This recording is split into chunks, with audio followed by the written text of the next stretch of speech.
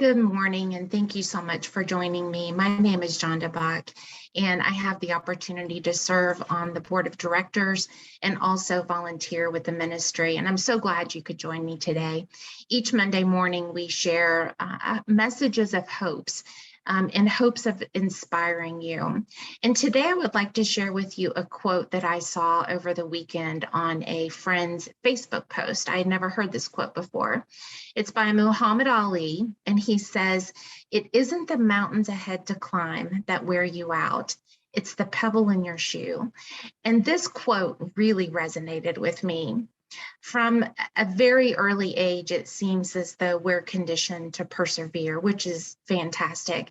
But we're conditioned, and it's implanted in our heads that we need to push through regardless of obstacles. However, in seeing this quote, it really made me stop and think about how differently things may look if we, instead of pushing through, we actually stopped to remove this obstacle. For those of you who know me, you know that I lost my mom when I was 12 and my daddy when I was 27. I often reflect on how I was raised. My family was very spiritual. My mom was a lay speaker in the Methodist Church. My dad was a minister for many years. And my dad grew up in the Depression. Now, if you're doing the math, my dad was 50 when I was born, so surprise, I was a little bit of an oops baby. But one thing my parents taught me was to face obstacles. My daddy was a simple high school educated man who grew up in Kentucky, and probably one of the most brilliant people and highly intelligent people that I think I've probably ever known. I can recall numerous experiences which, maybe encountering something in my teenage years, which, of course, when you're a teenager, everything's a crisis.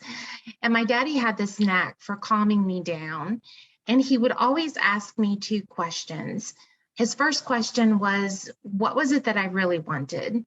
So whatever the situation was that I was facing, whether it was a relationship crisis or something at school, whatever it was, he would say, "Sis, what is it that you want?"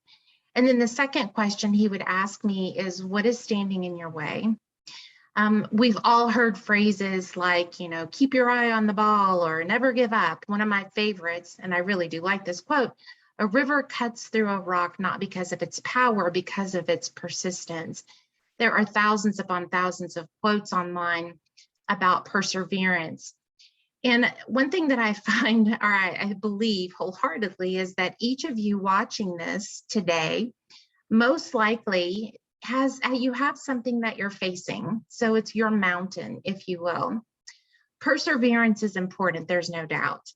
However, I often wonder how differently success may look if we stopped and removed the pebble in our shoe before continuing to climb the mountain. Would the summit be more enjoyable? Would it look differently? Now, I'm not a mountain climber by any stretch. I do like to hike. But can you imagine hiking to the top of a mountain with pebbles in your shoe? Now, my guess is, even if I have an annoying little gravel in my shoe when I'm walking, I take the time to stop and remove it. And I would imagine you probably do the same thing. But think about it if you don't. If you are climbing this mountain that you are facing, and you don't take time to stop and remove the pebbles, by the time you get to the top, you're likely to have blisters, bruises, sores on your feet, and it's going to take some time to heal. And my guess is it may prohibit you from taking another journey or even a leisurely stroll, if we're using the mountain climbing context here.